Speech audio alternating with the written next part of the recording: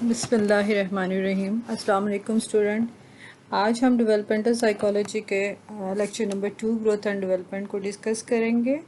اور previous lecture میں نے آپ کو ڈیولپمنٹل سائیکالوجی کو ڈیفائن کیا تھا کہ developmental psychology is that branch of psychology which is all the changes from conception to death، یعنی فرد کے کنسیو کرنے کے پیریڈ سے لے کر اس کی ڈیتھ تک جتنا بھی اس کے اندر تبدیلیاں آتی ہیں اور ان کو ہم اسٹڈی کرتے ہیں، وہ ہم ڈیولپمنٹل سائیکالوجی کے اندر کرتے ہیں۔ اسٹوڈنٹس، آج کے لیکچر پہ ہم گروتھ اینڈ ڈیولپمنٹ کو ڈسکس کریں گے۔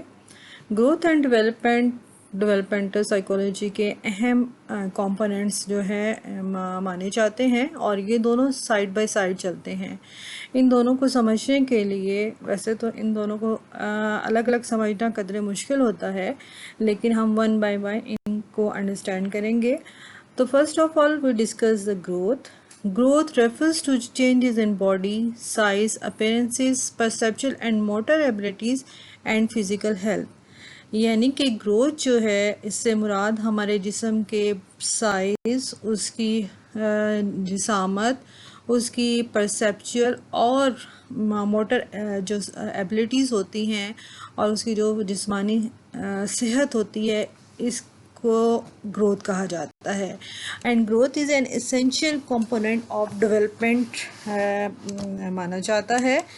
گروتھ کو آپ اس طرح سے سمجھ سکتے ہیں کہ جب بچہ اس دنیا میں آتا ہے، یا at the time of conception ہم دیکھتے ہیں کہ زائگوٹ کا سائز اتنا چھوٹا ہوتا ہے کہ اس کو ہم مائکروسکوپ کے بغیر نہیں دیکھ سکتے، لیکن پھر قدرتی نظام کے تحت گروتھ کا عمل ہوتا ہے، اور اس گروتھ کے عمل میں ڈویژن بائی ڈویژن سیلز کی ڈویژن ہوتی ہے۔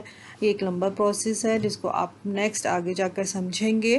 اینی ہاؤ ہم دیکھتے ہیں کہ گروتھ کی وجہ سے ہی جب بیبی کو پیدائش کے وقت ہم دیکھتے ہیں تو اس کی بہت سائز ہمیں بہت چھوٹا دکھائی دیتا ہے، لیکن کچھ دنوں کے بعد، کچھ ہفتوں کے بعد، پھر کچھ مہینوں اور سالوں کے بعد ہم دیکھتے ہیں کہ وہی چھوٹا سا بچہ جو ہے وہ آگے بڑھوتی کی طرف کس طریقے سے ہمیں دکھائی دیتا ہے۔ ڈفرینٹ کریکٹرسٹکس آف گروتھ جو ہے وہ ہم ڈسکس کریں گے یہاں پر۔ First of all is the height of body. Height of body جو ہے یعنی بچے کے جسم کی لمبائی اور اس کی اونچائی، یعنی اس کے قد میں جو ہے وہ گروتھ کی وجہ سے اضافہ ہوتا ہے۔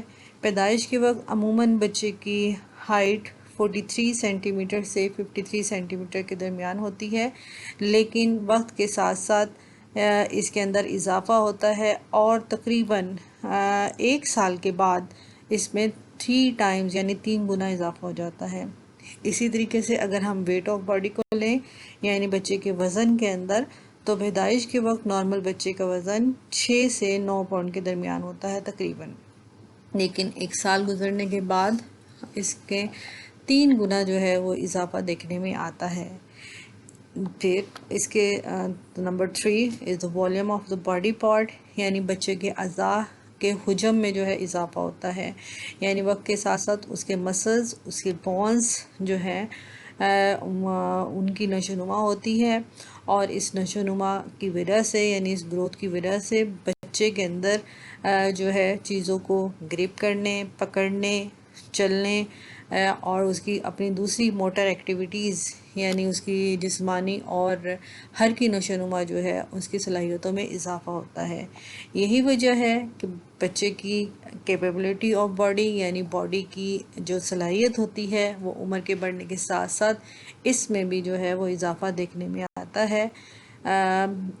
اگر آپ دیکھیں تو چھوٹا بچہ جیسے جب ہوتا ہے تو وہ کسی چیز کو اچھے طریقے سے گرپ نہیں کر پاتا ہے، لیکن ٹائم کے ساتھ ساتھ مناسب چیزوں کو پکڑ سکتا ہے، بلکہ ان کو گرا کے دوبارہ اٹھا سکتا ہے۔ اسی طریقے سے آپ دیکھیں گے کہ بچہ پہلے جو ہے وہ بیٹھ بھی نہیں سکتا، یعنی شروع کی عمر میں ہم دیکھتے ہیں کہ وہ ڈیپینڈنٹ ہوتا ہے، لیکن ٹائم بینگ آہستہ آہستہ گروتھ کی وجہ سے ہی اس کے اندر اتنی صلاحیت پیدا ہوتی ہے کہ وہ نہ صرف چلنے لگتا ہے بلکہ دوڑنے لگتا ہے۔ اس کے ساتھ ساتھ اس کے ادر باڈی پارٹس جو ہیں ان کی فنکشننگ میں بھی اضافہ ہوتا ہے، یعنی روزمرہ کے جو اس کے وظائف ہیں ہم دیکھتے ہیں کہ اس میں بھی اضافہ دیکھنے میں آتا ہے، یعنی وہ اب نہ صرف بول سکتا ہے بلکہ سوچ سمجھ کے بول سکتا ہے۔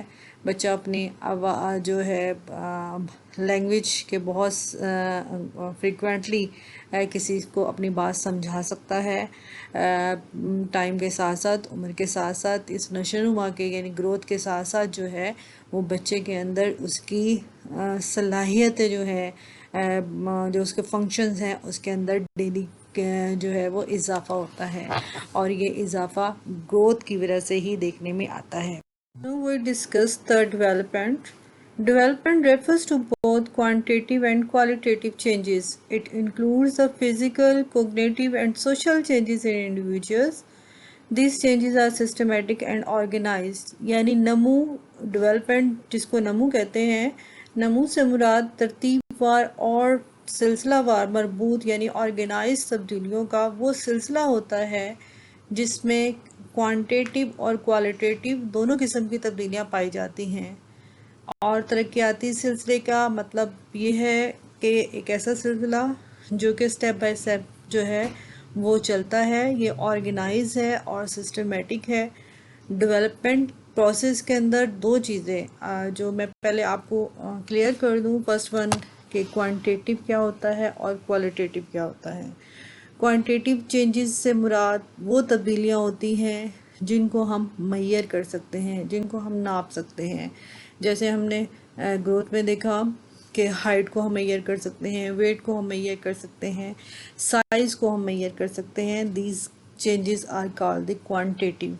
آن the other hand qualitative changes سے مراد کوالٹی کا چینج ہونا، یعنی اس کی خوبیوں کا چینج ہونا، یعنی اگر ایک وقت میں ایک بچہ جو ہے وہ ابھی گرپ کر نہیں چیزوں کو کر سکتا، لیکن آہستہ آہستہ ڈیولپمنٹ اور گروتھ اینڈ ڈیولپمنٹ کی وجہ سے آپ دیکھتے ہیں کہ وہ نہ صرف چیزوں کو گرپ کر رہا ہے پینسل کو، بلکہ وہ لکھ بھی سکتا ہے۔ اسی طریقے سے پہلے وہ بیٹھ نہیں سکتا ہے، لیکن اب وہ نہ صرف چل سکتا، سٹیپ لے سکتا ہے، بلکہ وہ دوڑ بھی سکتا ہے۔ تو یعنی وہ خصوصیات جو ہمیں دکھائی دیتی ہیں، these are called the qualitative changes. تو ڈیولپمنٹ کے اندر ہم دیکھتے ہیں کہ both quantitative and qualitative changes ہوتی ہیں، اور اس کے علاوہ اس میں جو فزیکل، کوگنیٹیو اور سوشل چینجز اور جو انڈیویجولس کی ہیں وہ بھی ڈیولپمنٹ میں پائی جاتی ہیں۔ ڈیولپمنٹ کو سمجھنے کے لیے 3 تھنگس جو ہیں وہ ہم 3 پوائنٹس ان کو ڈسکس کریں گے۔ Number 1 is the process of learning.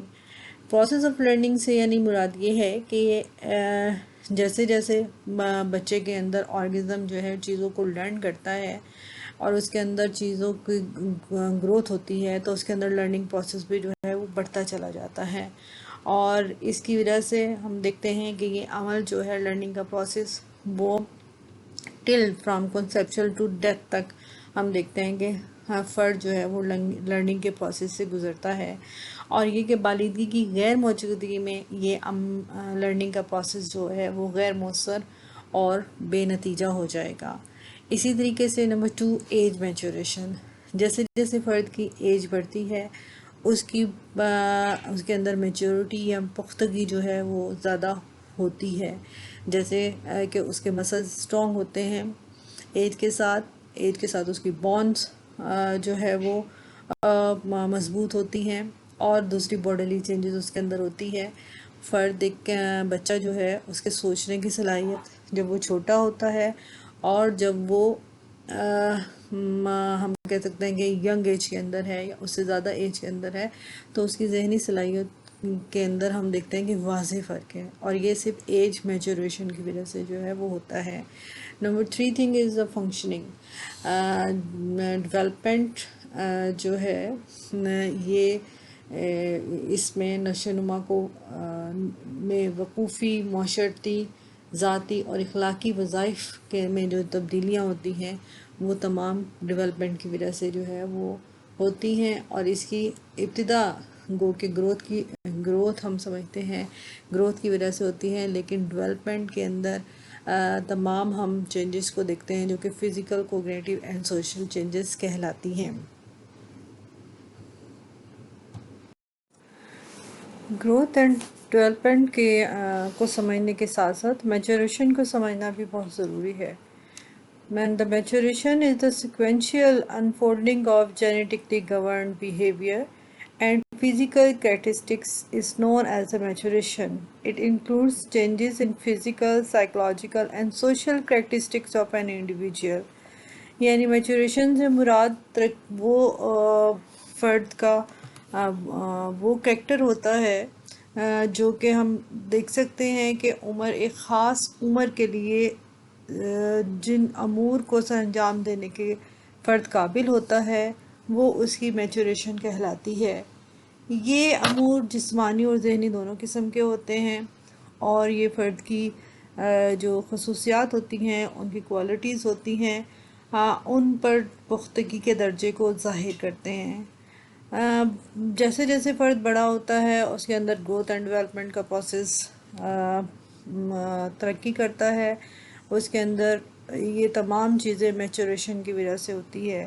اور جب ایک خاص کام ایک خاص ایج کے اندر فرد کسی کام کو کرنے کے قابل ہو جاتا ہے تو دس از کالڈ دا میچوریشن کہلاتی ہے یا اس کی پختگی کہلاتی ہے۔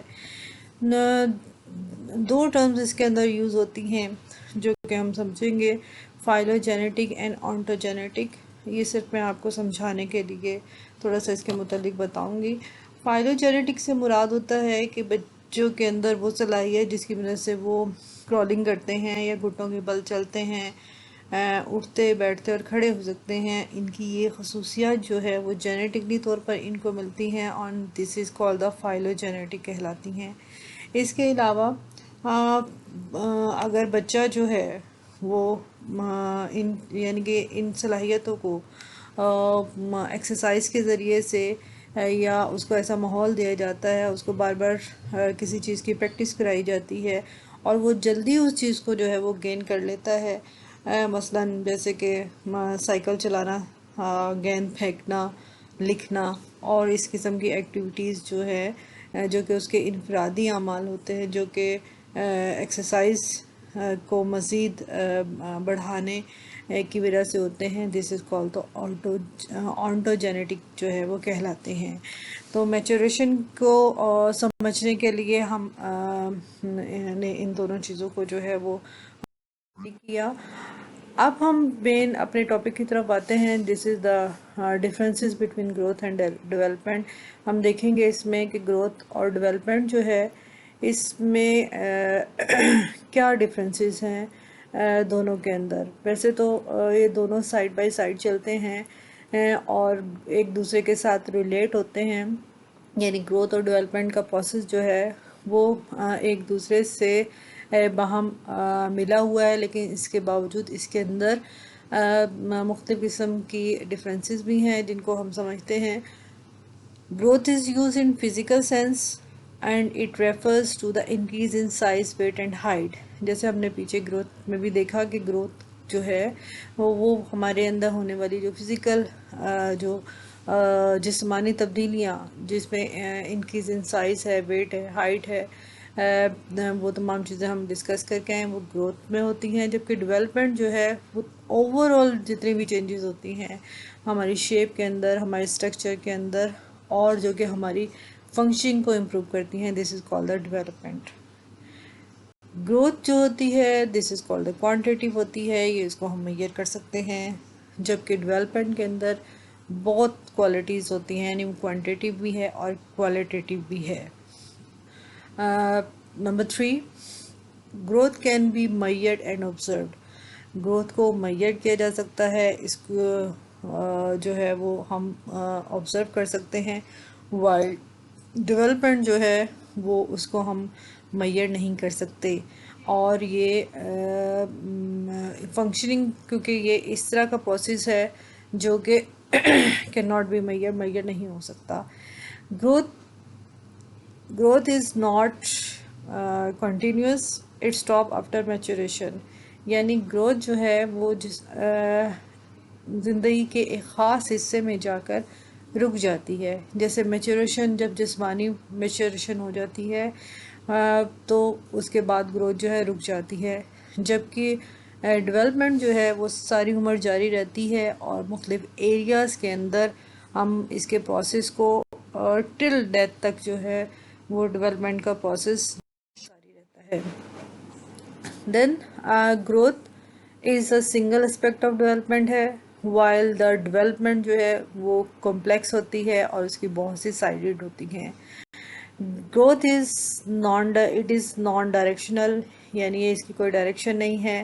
While the development is a progressive and sequential, یعنی یہ سسٹمیٹک ہے، پروگریسو ہے اور آرگنائز فارم میں ہوتی ہے development. Growth is not affected by the learning, یعنی لرننگ کا جو پروسیس ہے وہ گروتھ پر اثر انداز نہیں ہوتا، جبکہ ڈیولپمنٹ جو ہے وہ امپروو ہوتی ہے لرننگ اور ایکسپیرینس کے ذریعے سے. جتنی زیادہ ہم ایکسپیرینس کسی چیز کا حاصل کریں گے، جتنی زیادہ ہم کسی چیز کی لرننگ حاصل کر لیں گے، اتنی ہی وہ زیادہ چیز جو ہے وہ ڈیولپ ہوتی ہے، آرگنائز ہوتی ہے.